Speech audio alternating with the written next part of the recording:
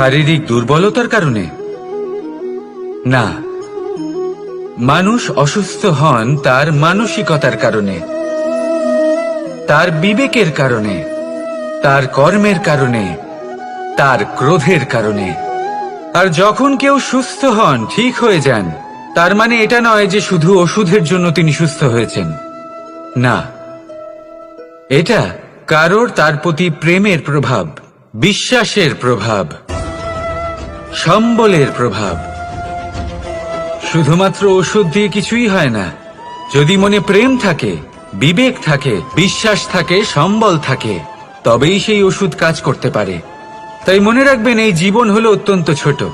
মনে প্রেম ভাব রাখুন, মিত্রতা করুন, শত্রুতা নয়, ভালোবাসুন, বিদ্বেষ নয়। আর এই ভালোবাসার সাথেই বলুন রাধা রাধা। মানুষ নিজের জীবনে ঈশ্বরকে খুব মান্য করে, ওনার জন্য কি না করে। ভিন্ন ভিন্ন নামে তাকে স্মরণ করে, তাকে পুজো করে, তার আরাধনা করে। সে জানে যে ঈশ্বর তাকে শক্তি অবশ্যই দেবেন, তাকে সাহায্য অবশ্যই করবেন। কিন্তু যখন প্রশ্ন আসে গুরু এবং ঈশ্বরের, তখন গুরুর মান কখনো কম হওয়া উচিত নয়। কারণ সত্যি বলতে কি, গুরুই হলেন সেই সিঁড়ি যা বেয়ে আপনি ঈশ্বরের কাছে পৌঁছানোর পথ খুঁজে পাবেন। সেই পথ আপনি গুরুর থেকেই পাবেন। গুরু না থাকলে আপনি কখনো ঈশ্বর লাভ করতেই পারবেন না। আর জীবনে অনেক সময় লক্ষ্যের থেকেও অনেক বেশি গুরুত্বপূর্ণ হলো পথ। তাই এই পথের সম্মান করতে শিখুন, অর্থাৎ গুরুকে সম্মান করতে শিখুন। কারণ গুরুই হলেন পরমেশ্বর। তাহলে আসুন আর আমার সাথে ভালোবেসে বলুন রাধা রাধা। জীবনে এমন কিছু কাজ রয়েছে যা আপনাকে একাই করতে হয়, আর এমন কিছু কাজ রয়েছে যা আপনাকে একসাথে মিলে করতে হয়, একজোট হয়ে, সঙ্গবদ্ধ হয়ে। এবার সঙ্গবদ্ধ বলতে কি বোঝাতে চাইছি? আমি তাদের কথা বলছি না যারা বাস্তবিকভাবে একে অপরের সাথে কাজ করেন। আমি তাদের কথা বলছি যারা একে অপরের থেকে দূরে থেকেও একে অপরকে বিশ্বাস করেন। আমি আগেও বলেছিলাম, সমস্ত বিশ্বের আশা বিশ্বাসেই বসবাস করে, তাই না? তাই যেখানে সমস্ত বিশ্ব আছে, সমস্ত সংসার আছে, সেইখানেই বিশ্বাস রয়েছে। তাই আপনার আশেপাশে এমন দল সঙ্গবদ্ধ করুন যাদের আপনার উপর বিশ্বাস আছে আর যাদেরকে আপনি বিশ্বাস করতে পারেন। তাহলে আসুন আর আমার সাথে ভালোবেসে বলুন রাধা রাধা। মানুষ এক অত্যন্ত বিচিত্র প্রাণী। পরিকল্পনা করে, ষড়যন্ত্র করে, প্রচেষ্টা করে, কাউকে পরাজিত করার চেষ্টাও করে। সাপকে একটা দড়ি মনে করে হাতে চেপে ধরার চেষ্টা করে, কিন্তু একটা কথা বুঝতেই পারে না, সময়ের এই সাপ, এটা হাতে চেপে ধরাই যায় না। আর আপনি যা করবেন তা আবার ফিরে আসবে আপনারই সামনে। দেখুন, এতে কিছুই যায় আসে না যে আপনি কুম্ভকারের পুত্র নাকি কৃষ্ণের পুত্র। যদি আপনি অনুচিত কর্ম করেন তাহলে আপনার সাথেও অনুচিতই হবে। অশুভ কর্ম করলে আপনার সাথেও অশুভই হবে। কুরু বংশ অত্যন্ত মহান বংশ ছিল। এই কুরু বংশ কি হলো তার সাথে? একটা গোটা বংশ বয়ে গেল। কারণ ওনাদের উদ্দেশ্য অশুভ ছিল। অন্যদিকে 5 জন বনবাসী পাণ্ডব মহাভারত বিজয়ী হলেন, কারণ তাদের উদ্দেশ্য শুভ ছিল। তাই মনে রাখবেন, শুভ অগ্নি প্রজ্বলিত করবেন, শুভ তাপ সঞ্চার হবে। অশুভ অগ্নি প্রজ্বলিত করবেন, নরকেই জ্বলতে হবে। তাহলে আসুন আর আমার সাথে ভালোবেসে বলুন রাধা রাধা।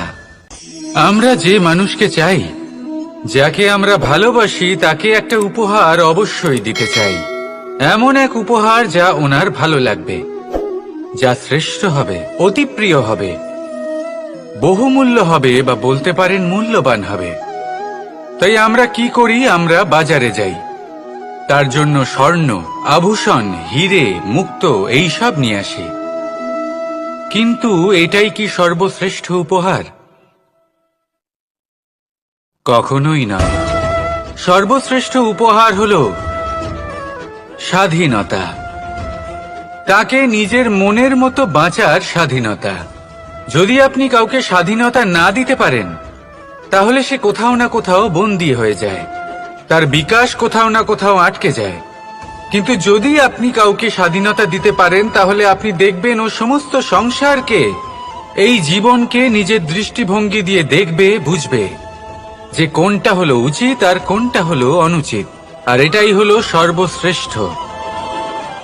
আর এবার যদি কাউকে স্বাধীনতার মাধ্যমে এত বড় একটা শক্তি দিতে পারেন, তাহলে আপনি আমাকে বলুন, এর থেকে বড় উপহার আর কি হতে পারে? আসুন আর আমার সাথে ভালোবেসে বলুন, রাধা রাধা। আপনার জীবনে আপনার প্রকৃত বন্ধু আসলে কে? আপনার সব থেকে শ্রেষ্ঠ মিত্র আসলে কে? তিনি যিনি সময় এলে পরে আপনাকে সাহায্য করেন, নাকি তিনি যিনি সময় এলে পরে আপনাকে অর্থ দেন? দেখুন, আমরা হলাম মানুষ, আমাদের জীবনে লেনদেন চলতেই থাকে, এটা আমাদের জীবনের অভিন্ন অংশ। কিন্তু অনেক সময় এমন হয় যে আমরা তাকেই নিজের প্রকৃত বন্ধু বলে মনে করি, যিনি আমাদের একটা বহুমূল্য উপহার দেন, ঠিক কিনা?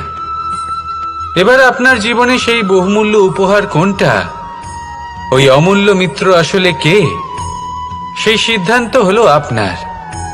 কিন্তু যদি আপনি আমাকে জিজ্ঞেস করেন, তাহলে আমার মতে স্বর্ণ, হিরে, মুক্ত, ধন এগুলো বহুমূল্য নয়। বহুমূল্য হলো সঙ্গ, যখন আপনি একা হয়ে যাবেন, সময়, যখন আপনার তাকে প্রয়োজন হবে, সমর্পণ, যখন আপনার বিশ্বাসের প্রয়োজন পড়বে। যে মানুষ আপনার প্রতি এই 3 গুণ প্রদর্শন করেন, যিনি আপনার কঠিন সময়ে আপনাকে অবশ্যই সঙ্গ দেবেন, যখন আপনার প্রয়োজন পড়বে আপনাকে অবশ্যই সময় দেবেন, আপনার প্রতি সম্পূর্ণ সমর্পিত থাকবেন, সেই হলো আপনার আসল মিত্র, সেই হলো আপনার প্রকৃত বন্ধু। কারণ সত্যি বললে, বন্ধুত্বের অর্থই হলো নিজেকে সম্পূর্ণরূপে কারোর কাছে সমর্পণ করে দেওয়া। তাই আপনার সেই বন্ধুর জন্য নিজের প্রাণ উজাড় করে দিন, আর ভালোবেসে বলুন, রাধা রাধা। পিতা আর পুত্রের সম্পর্ক অত্যন্ত মধুর হয়ে থাকে। পিতা স্বপ্ন দেখেন, তাকে পূর্ণ করার সকল সম্ভাব্য চেষ্টা করেন, কিন্তু তাও অনেক সময় ওনার স্বপ্ন অপূর্ণ থেকে যায়। তখন পিতা ভাবেন, যে স্বপ্ন উনি পূর্ণ করতে পারেননি, ওনার সন্তান তা অবশ্যই পূরণ করবে। যে স্থানে উনি কখনো পৌঁছতে পারেননি, সেই স্থানে ওনার পুত্র অবশ্যই পৌঁছবে।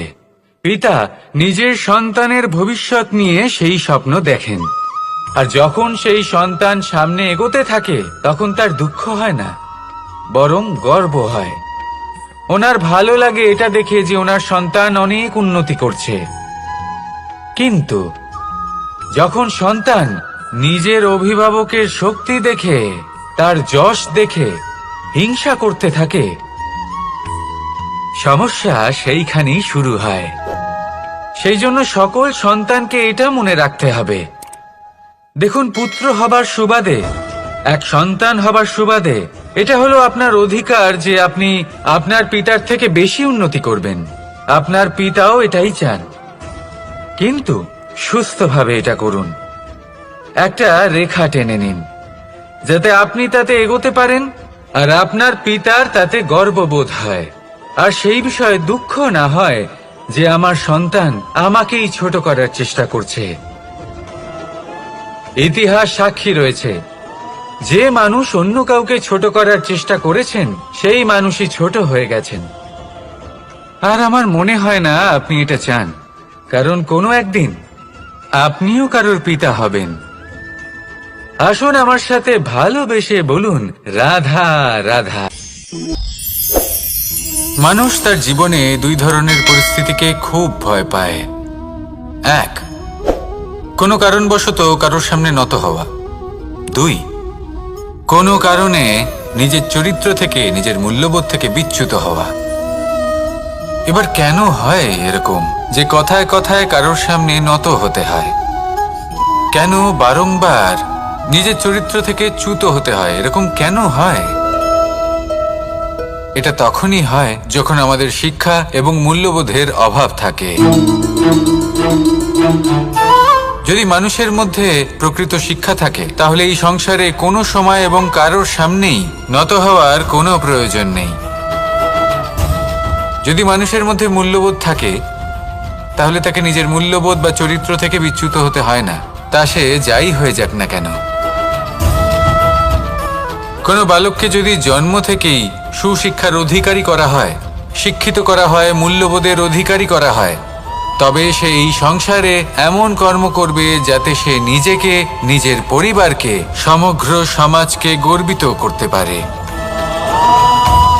শিক্ষা লাভ করুন, মূল্যবোধ লাভ করুন এবং আমার সাথে ভালোবেসে বলুন, রাধা রাধা। এই সংসারে কোনো বস্তু হোক বা ব্যক্তি হোক, তার একার গুরুত্ব কিন্তু খুব বেশি নয়। একটা উদাহরণ হিসেবে বৃষ্টির ফোঁটাকে ভেবে দেখুন। যদি একটি বৃষ্টির ফোঁটা হয় তাহলে তার খুব বেশি গুরুত্ব থাকে না, কিন্তু যখন সহস্র বৃষ্টির ফোঁটা মেঘের মধ্যে দিয়ে ঝরে পড়ে তখন সেটা বর্ষার রূপ ধারণ করে। সেই বর্ষা যা এই প্রকৃতিকে শান্ত করে। সেইভাবেই পাথরের ছোট টুকরো, তার খুব বেশি গুরুত্ব থাকে না, কিন্তু যখন অসংখ্য পাথরের টুকরো একত্রিত হয় তখন তা পর্বতের আকার ধারণ করে। সেইভাবেই কিছু মানুষ যখন একত্রিত হন তখন তৈরি হয় পরিবার, কিছু পরিবার যখন একত্রিত হয় তখন তৈরি হয় সমাজ, যখন অনেক সংখ্যক সমাজ একত্রিত হয় তখন তৈরি হয় রাজ্য। এবার এই রাজ্যের সব থেকে গুরুত্বপূর্ণ ব্যক্তি হতে পারেন রাজা, কিন্তু তাও সেই রাজা একা কিছু করতে পারেন না। যুদ্ধ লড়ার সময় তারও নিজের সৈন্যদলকে প্রয়োজন পড়ে। কিন্তু এই সংসারে এমন একজন ব্যক্তি আছেন যিনি একাই সব কাজ করতে থাকেন, এবং সেই ব্যক্তি হলেন মা। আমাদের জীবনে একজন পিতার ভূমিকা কিন্তু নিঃসন্দেহে অমূল্য, কিন্তু আমাদের সকলের জীবনে যে ভূমিকা একজন মায়ের তা অন্য কারোর থাকে না। একজন মা একাই সন্তানকে বড় করতে পারেন, সংস্কারী করে তুলতে পারেন, তার জন্য পরিশ্রম করেন। আর এত কিছু কাজ করার পরেও তার কাজের জন্য তিনি প্রশংসা অবশ্য পান না। উল্টে যদি সেই সন্তান অনুচিত পথে চালিত হয়, অনুচিত কর্ম করে, তখন সেই মাকেই অপবাদের পাত্র হয়ে উঠতে হয়। আমাদের জীবনে মায়ের যোগদান কতটা সেটা বুঝুন। আপনাকে বড় করে তোলার জন্য উনি কতটা পরিশ্রম করেছেন সেটা বুঝুন। আজ থেকে, এখন থেকে, এই মুহূর্ত থেকে মাকে সম্মান করতে শিখুন। যখন সময় পাবেন, যখন সুযোগ হবে, তখন তার প্রশংসা করুন, ওনারও ভালো লাগবে। আর মায়ের এই মমতার জন্য, তার এই ভূমিকার জন্য আসুন সবাই মিলে আমরা তাকে প্রণাম করি, আর সকলে মিলে ভালোবেসে বলি, রাধা রাধা। মানুষের মানসিকতা এমন হয় যে সে যতটা করে আশা করে যে তার থেকে অনেক বেশি তার বদলে সে পাবে। দেখুন, সবকিছুই আপনার ভাবনা চিন্তার উপর নির্ভর করছে। আপনি যদি ফলের বিষয়ে ভেবে কর্ম করতে থাকেন তাহলে সেটা অনুচিত। জীবনের আসল আনন্দ হলো নিজের কর্ম করতে থাকা, ফলের চিন্তা করা উচিত নয়। যদি আপনি এরকম ভাবেন যে আমি এতটা করছি, আমার এতটা পাওয়া উচিত, সেই ভাবনা অনুচিত। যদি আপনি সেবার মানসিকতা নিয়ে কর্ম করতে থাকেন, কর্মচক্রে প্রবাহিত হন, যদি আপনি এমন ভাবনা রাখেন যে আমি এতটা পাচ্ছি তাই এর থেকে অনেক বেশি আমি কর্ম করব, তাহলে নিশ্চিতরূপে আপনি যতটা করছেন তার থেকে অনেক বেশি আপনি পাবেন, আপনার আশার থেকে অনেক বেশি আপনি পাবেন। শুধু জীবনে অনেক বেশি কাজ করতে থাকুন, ফলের চিন্তা করবেন না। আর মনে রাখবেন, এই ভাবনাই সব থেকে বড় বীজ। কর্মের উপর বিশ্বাস রাখুন, জীবনে যা যা আপনি চান সবই সুখময় হবে। আসুন আর আমার সাথে ভালোবেসে বলুন, রাধা রাধা। আপনি কখনো পর্বতের শিখরে উঠেছেন? আপনি দেখতে পাবেন পর্বতের পদতলে প্রচুর সুন্দর ফুল রয়েছে, সবুজ বনানী রয়েছে। যত আপনি ওপরে উঠতে থাকবেন তত ফুল কমতে থাকবে, সবুজ বনানী কমতে থাকবে। আরো কিছুটা ওপরে উঠলে কাঁটা জাতীয় গাছ দেখতে পাবেন, শুকনো গাছ দেখতে পাবেন। আরো যদি ওপরে ওঠেন তাহলে পাষাণ দেখতে পাবেন। আরো উপরে উঠলে হিমখণ্ড দেখতে পাবেন। এই যে পর্বত, তা মনুষ্য জীবনের সবথেকে উত্তম উদাহরণ। মানুষ যখন সাফল্যের শিখরে পৌঁছতে চান, মহানুভবতার শিখরে পৌঁছতে চান, পথে যত আস্তে আস্তে উপরে উঠতে থাকেন ততই ভৌতিক বস্তু তার থেকে বিচ্ছিন্ন হতে থাকে। যদি তিনি সেই ভৌতিক বস্তুগুলি ত্যাগ না করতে পারেন তাহলে কখনোই সেই স্থানে পৌঁছতে পারবেন না। আর মানুষ যদি উচিত ত্যাগ করতে পারেন, পথে অগ্রসর হতে থাকেন, এগোতে থাকেন, তাহলে একদিন না একদিন তিনি মহানুভবতার, জ্ঞানের, সাফল্যের হিমের স্বাদ অবশ্যই লাভ করবেন। মনে রাখবেন, মানব জীবনে ত্যাগ হলো অত্যন্ত গুরুত্বপূর্ণ অংশ।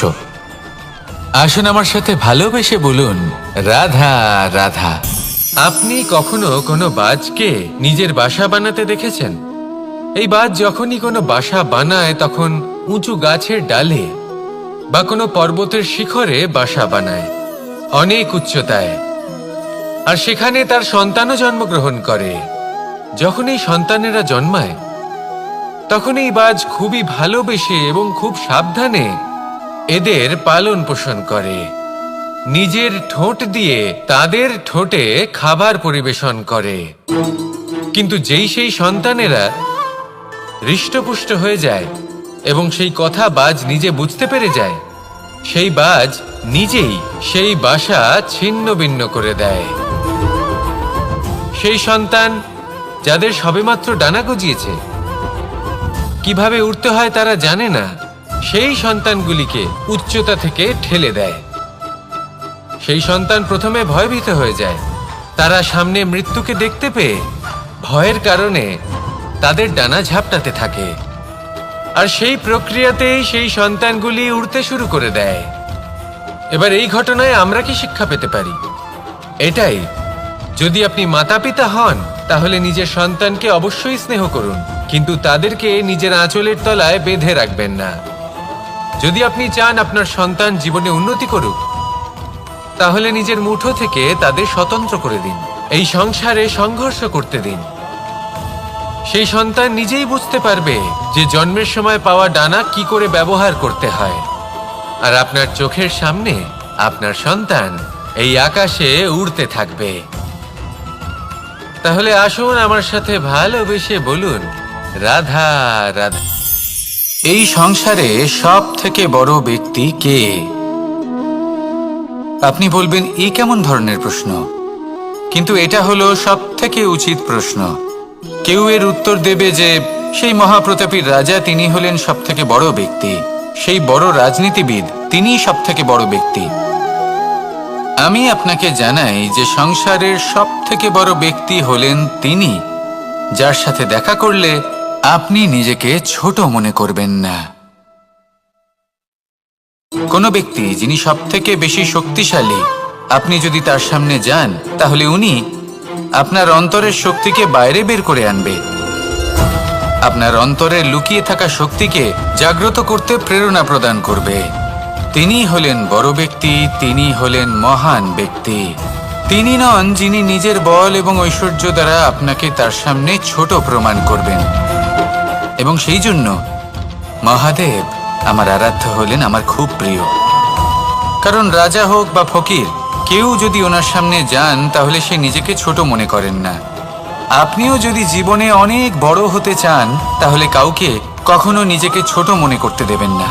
তার অন্তরে বড় হয়ে ওঠার প্রেরণা প্রদান করুন। আসুন আমার সাথে ভালোবেসে বলুন, রাধা রাধা। সূচের শেষে একটি ছিদ্র থাকে যার দ্বারা আমরা এই সুতো পড়াতে পারি। আর তারপর সূচের সাহায্যে এই সুতো দিয়ে বস্ত্র সেলাই করা যায়। কিন্তু যদি সুতোটা সোজা করে ধরা না হয় তাহলে সূচে কখনো এই সুতো পরানোই সম্ভব নয়। যদি এতে কোনো গিঁট পড়ে তখন তা কখনোই এই ছিদ্র দ্বারা প্রবেশ করা সম্ভব নয়। ঠিক এইভাবেই যদি আপনি কারোর জীবনে প্রবেশ করতে চান, কারোর অন্তরে প্রবেশ করতে চান, তাহলে আপনাকেও সহজ থাকতে হবে। এতে কোনো গিঁট থাকলে চলবে না, অর্থাৎ মনে যাতে কোনো মালিন্য না থাকে, যেন কোনো কুচিন্তা না থাকে। যদি এসব থাকে তাহলে আপনি কখনো কারোর জীবনে প্রবেশ করতে পারবেন না। আর যদি কোনোভাবে আপনি প্রবেশ করেও যান তাহলে তার মনে ঘর করতে পারবেন না। নিজেকে এই সুতোর মতন করে তুলুন, সহজ। মনে যেন কোনো কুচিন্তা না থাকে, সবার প্রতি যেন সদ্ভাবনা থাকে, শুভ চিন্তা থাকে। এমনটা করতে থাকুন। এমন একটা দিন আসবে যেদিন এই সমস্ত সংসারের ব্যক্তির মনে আপনি বাস করবেন। আর তখন এই মন প্রসন্ন হয়ে বলবে, রাধা রাধা। কথায় আছে যে এমন কোনো অক্ষর নেই যার দ্বারা কোনো মন্ত্র হয় না। এমন কোনো বনস্পতি নেই যা নিজেই একটা ঔষধি নয়। পৃথিবীর এমন কোনো ব্যক্তি নেই যার মধ্যে কোনো যোগ্যতা থাকে না। শুধু প্রয়োজন হলো যে ব্যক্তিকে আমরা খুঁজে চলেছি তাকে সঠিকভাবে চিনে নেওয়া। যদি তার যোগ্যতা, তার বিশেষত্ব আমরা বুঝতেই না পারি তাহলে আর লাভ কি রইল? এই সংসারে এমন অনেক ব্যক্তি রয়েছেন যারা ছোট ছোট অসফলতার কারণে আপনাকে এটা বলে দেবে যে আপনি কোনো কাজের নন, আপনি হলেন মূর্খ, আপনি কিছুই করতে পারবেন না। এইসব কথায় কখনোই বিশ্বাস করবেন না, কারণ আপনি এবং প্রত্যেকটি জীব এই পরমাত্মা এবং এই প্রকৃতির সৃষ্টি, যা অত্যন্ত বিশেষ। যদি আপনাকে উদাহরণ দিই তাহলে একদিকে আছে তরোয়াল, একটা বড় লম্বা তরোয়াল, যার দ্বারা যুদ্ধ করা যায়, জয়লাভ করা যায়। আর অন্যদিকে রয়েছে একটা ছোট্ট সূচ। কিন্তু যে কাজ একটা ছোট্ট সূচ করতে পারে তা একটা তরোয়াল দ্বারা সম্ভব নয়। এর অর্থ হলো এটাই যে প্রত্যেকটা রচনা অত্যন্ত অমূল্য এবং অত্যন্ত বিশেষ হয়। তাহলে বিশ্বাস রাখুন যে আপনি অত্যন্ত বিশেষ একজন, আর প্রেমের সাথে বলুন, রাধা রাধা। এটা হলো ধান গাছ। এর থেকে যে চাল উৎপন্ন হয় তা মানুষ গ্রহণ করেন। আর এটা কি? এ হলো জংলি ঘাস। একবার ভেবে দেখুন, যদি এই জংলি ঘাস ধান গাছের আশেপাশে থাকে তাহলে কি হবে? ধান উৎপন্ন হতে পারবে? তা উৎকৃষ্ট হতে পারবে? আমরা কি তা গ্রহণ করতে পারবো? কখনোই নয়। এই জংলি ঘাস ধানকে নষ্ট করে দেবে, কিন্তু নিজে জীবিত থাকবে।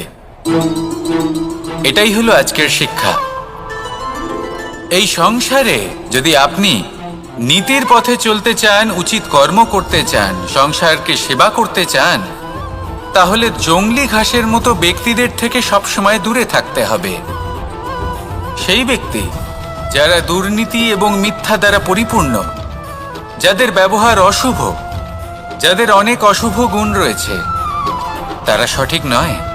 সেই সকল ব্যক্তি যাদের চরিত্র অত্যন্ত দুষ্ট হয়, তারা হয় শুভ চরিত্রের ব্যক্তিকে একদম নষ্ট করে দেয়, নয় নিজের মতো বানিয়ে তোলে। তাই যদি আপনি নীতির পথে চলতে চান, এই সংসারের জন্য শুভ কর্ম করতে চান, তাহলে সেই সঙ্গ লাভ করুন যে সঙ্গ জ্ঞানে পরিপূর্ণ, যাদের মধ্যে অনেক গুণ আছে, যাদের থেকে প্রতিদিন কিছু শিখতে পারবেন। এমন ব্যক্তির সাথে জীবন অতিবাহিত করুন। দুরাচারীদের থেকে দূরে থাকুন। তবেই এই মন প্রসন্ন হয়ে বলবে, রাধা রাধা। পঞ্চতত্ত্বের মধ্যে দ্বিতীয় তত্ত্ব হল ধরণী, ভূমি, যাকে আমরা ধরণী মাতা বলি। এই ধরণী ধৈর্য ধারণ করে, আর এর ওপরেই আমাদের সমগ্র সংসার নির্ভরশীল। কারণ এই ভূমি সহ্য ক্ষমতা রাখে। এর সহ্য ক্ষমতা হলো অপরিসীম। সন্তান যতই আঘাত প্রদান করুক না কেন, প্রেম পূর্বক সহ্য করে, আর তার বদলে অমূল্য রত্ন প্রদান করে। সন্তান যদি হাল চালায় তাহলে তার বদলে তাকে অন্ন প্রদান করে। এটাই হলো ধরনী। এবার এর থেকে আমরা কি শিক্ষা পেতে পারি? এটাই যে কারোর জন্য কিছু করা বা কাউকে কিছু দেওয়া মনে কোনো কামনা ছাড়াই। আর এই কথাটা বুঝে যান, যদি কারোর জন্য কামনা না রেখে বা কোনো পাওয়ার আশা না রেখে কারোর জন্য কিছু করেন বা কারোকে কিছু দেন, যদি এটা আপনি শিখতে পারেন তবে আপনি ভালোবাসতে শিখে গেছেন। আর সেই জন্যই এই ধরিত্রীকে মাতা বলা হয়। কারণ মাতা শুধু উনি নন যিনি গর্ভে সন্তানকে ধারণ করেন, মাতা তো উনিও যিনি জীবন বাঁচতে শেখান, যিনি জীবন বাঁচার উদাহরণ প্রদান করেন। তাহলে ধরনীর থেকে এই নিঃস্বার্থ ভাব শিখুন, নিঃস্বার্থ ভালোবাসা শিখুন, আর এই ভালোবাসার সাথেই বলুন রাধা রাধা। এই সংসারে আমরা প্রকাশ কোথা থেকে পাই? এর উত্তর বড়ই সরল। ভোরে যখন সূর্যোদয় হয় তখন প্রকাশের কিরণ আমাদের ঘরে এসে পৌঁছয়। এইভাবেই আমরা প্রকাশ লাভ করি। এবার এই প্রকাশের আলোতেই আমরা সারাদিনের কাজ সম্পন্ন করি। সন্ধে হয়ে যায়, সূর্যাস্ত হয়ে যায়, আর আমাদের ঘর যাতে অন্ধকার না হয় তার জন্য আমরা একটা প্রদীপ প্রজ্বলিত করি। এটাই ঘটে আমাদের জীবনেও। এবার প্রবাহমান আয়ুর সাথে আমরা আমাদের অন্তরে যদি একটা প্রদীপ প্রজ্বলিত করে নিই তাহলে বিষয়টাই অন্যরকম হবে। এবার আপনি বলবেন কোন প্রকাশের কথা বলছি যা আমাদের অন্তরে জাগ্রত করা সম্ভব? আমাদের আত্মার মাঝে প্রেমের প্রকাশ জাগ্রত করার কথা বলছি। কারণ আমাদের এই জীবন এও হলো দিনের আলোর মতো। আজ প্রকাশ আছে কিন্তু কোনোদিন অবশ্যই অস্ত হবে। কিন্তু অস্ত হবার আগে যদি আমরা আমাদের আত্মার মাঝে প্রেমের এই প্রকাশ উজ্জ্বলিত করে নিই তাহলে আমাদের সন্ধ্যাকালও আমরা আনন্দে এবং প্রেমে যাপন করব। তাহলে আসুন আর আমার সাথে ভালোবেসে বলুন রাধা রাধা। লোকে বলে জীবনে মেলামেশা করা অত্যন্ত আবশ্যক। এতে সম্পর্কের আধারও হয়, আবার ব্যবসাও চলে। কিন্তু সবচেয়ে বেশি গুরুত্বপূর্ণ হলো ব্যবহার। তাই এই বিষয়ে ভাবুন, আপনার জীবনে কে আপনার সাথে মেলামেশা করবে তা নিশ্চিত করে সময়। আপনি আপনার জীবনে কার সাথে মেলামেশা করবেন তা নিশ্চিত করবে আপনার হৃদয়। আপনি যাদের সাথে মিশছেন তাদের হৃদয়ে আপনি কতক্ষণ থাকবেন তা নিশ্চিত করবে আপনার ব্যবহার। নিজের ব্যবহার ভালো রাখুন, সব ভালোই হবে। রাধা। মানুষ তার জীবনে দুই ধরনের পরিস্থিতিকে খুব ভয় পায়। এক, কোনো কারণবশত কারোর সামনে নত হওয়া। দুই, কোনো কারণে নিজের চরিত্র থেকে, নিজের মূল্যবোধ থেকে বিচ্যুত হওয়া। এবার কেন হয় এরকম যে কথায় কথায় কারোর সামনে নত হতে হয়? কেন বারংবার নিজের চরিত্র থেকে চ্যুত হতে হয়? এরকম কেন হয়? এটা তখনই হয় যখন আমাদের শিক্ষা এবং মূল্যবোধের অভাব থাকে। যদি মানুষের মধ্যে প্রকৃত শিক্ষা থাকে তাহলে এই সংসারে কোনো সময় এবং কারোর সামনেই নত হওয়ার কোনো প্রয়োজন নেই। যদি মানুষের মধ্যে মূল্যবোধ থাকে তাহলে তাকে নিজের মূল্যবোধ বা চরিত্র থেকে বিচ্যুত হতে হয় না, তা সে যাই হয়ে যাক না কেন।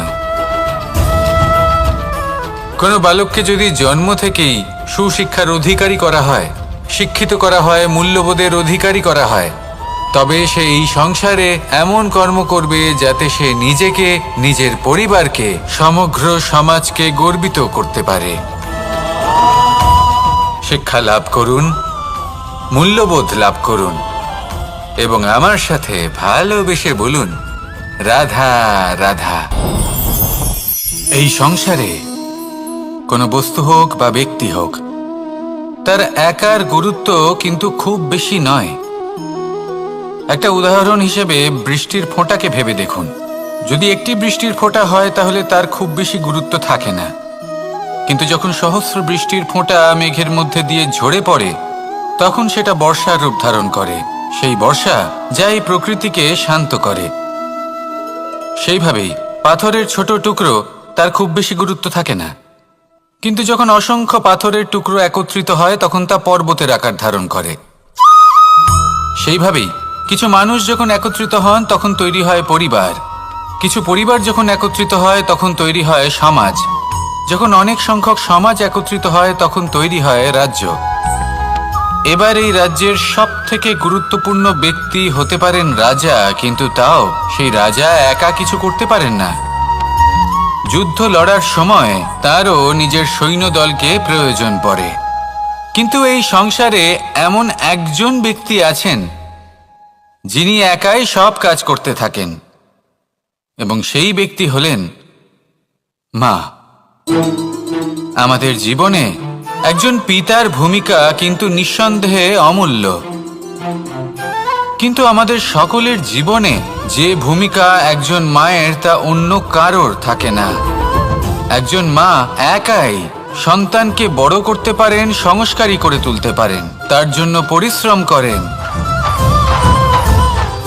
আর এত কিছু কাজ করার পরেও তার কাজের জন্য তিনি প্রশংসা অবশ্য পান না। উল্টে যদি সেই সন্তান অনুচিত পথে চালিত হয়, অনুচিত কর্ম করে, তখন সেই মাকেই অপবাদের পাত্র হয়ে উঠতে হয়। আমাদের জীবনে মায়ের যোগদান কতটা সেটা বুঝুন।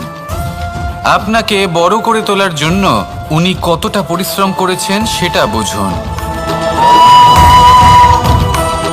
আজ থেকে, এখন থেকে, এই মুহূর্ত থেকে মাকে সম্মান করতে শিখুন।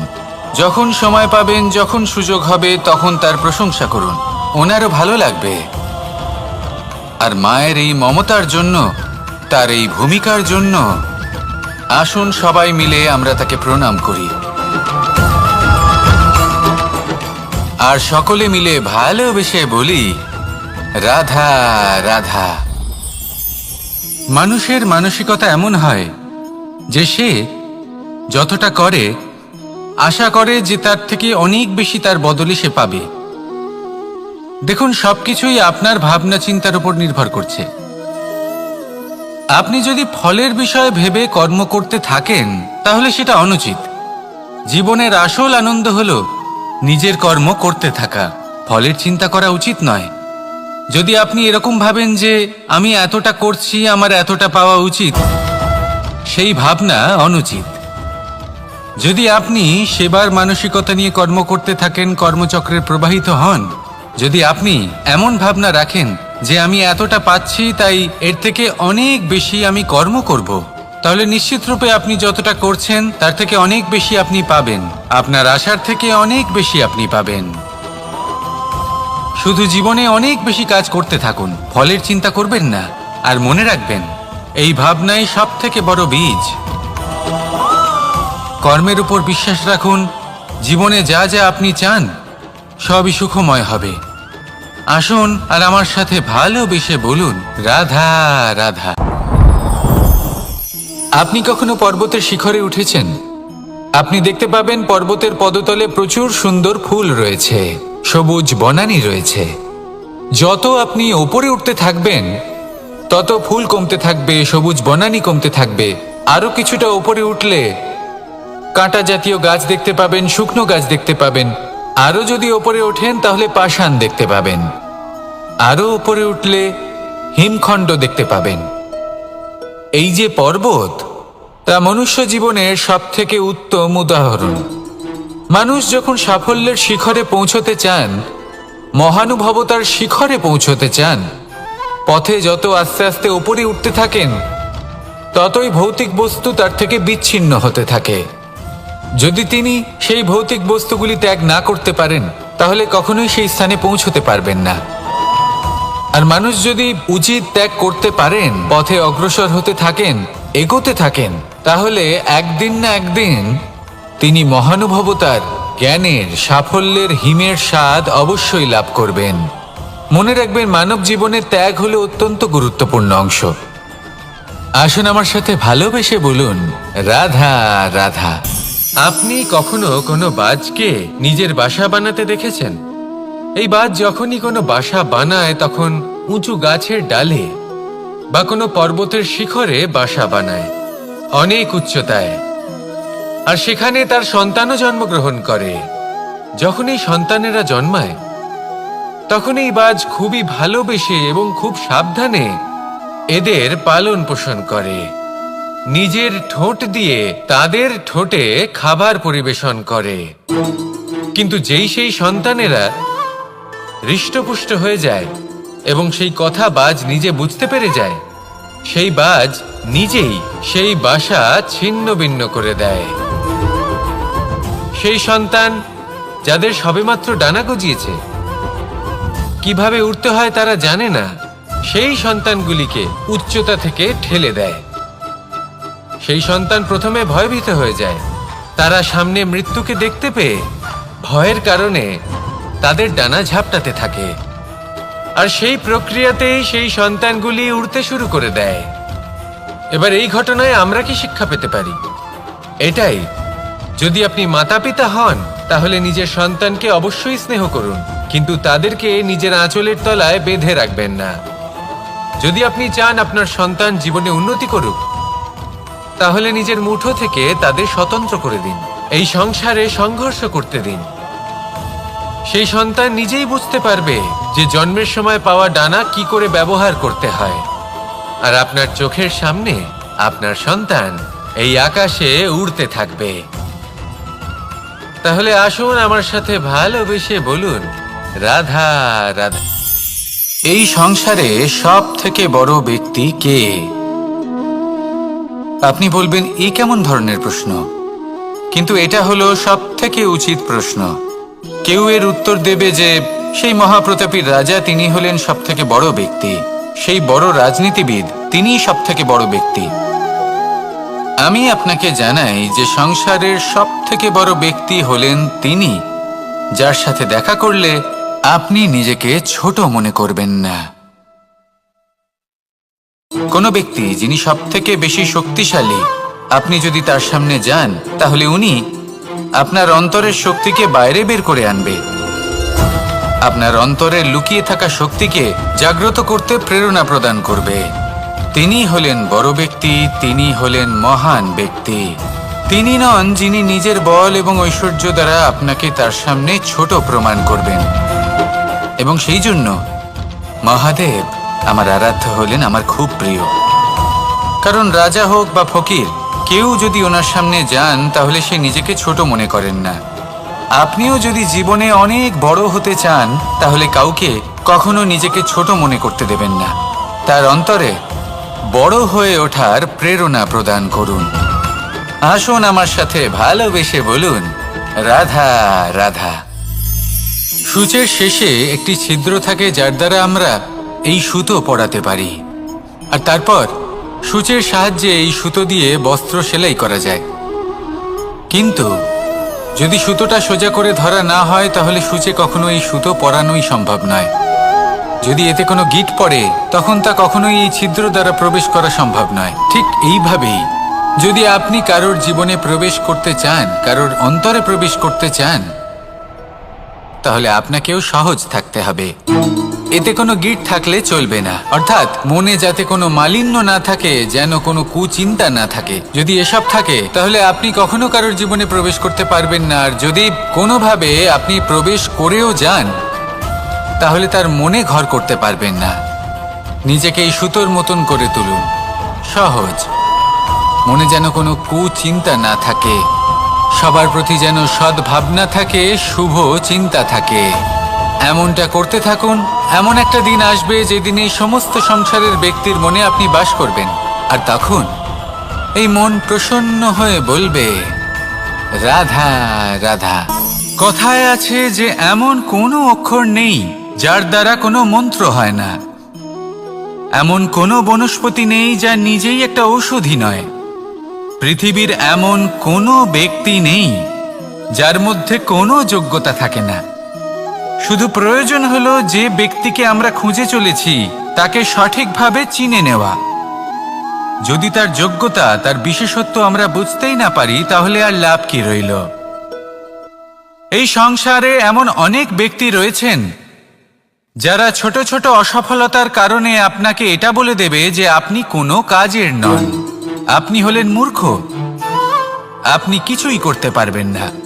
এইসব কথায় কখনোই বিশ্বাস করবেন না, কারণ আপনি এবং প্রত্যেকটি জীব এই পরমাত্মা এবং এই প্রকৃতির সৃষ্টি, যা অত্যন্ত বিশেষ। যদি আপনাকে উদাহরণ দিই, তাহলে একদিকে আছে তরোয়াল, একটা বড় লম্বা তরোয়াল, যার দ্বারা যুদ্ধ করা যায়, জয়লাভ করা যায়। আর অন্যদিকে রয়েছে একটা ছোট্ট সূচ, কিন্তু যে কাজ একটা ছোট্ট সূচ করতে পারে তা একটা তরোয়াল দ্বারা সম্ভব নয়। এর অর্থ হলো এটাই যে প্রত্যেকটা রচনা অত্যন্ত অমূল্য এবং অত্যন্ত বিশেষ হয়। তাহলে বিশ্বাস রাখুন যে আপনি অত্যন্ত বিশেষ একজন, আর প্রেমের সাথে বলুন রাধা।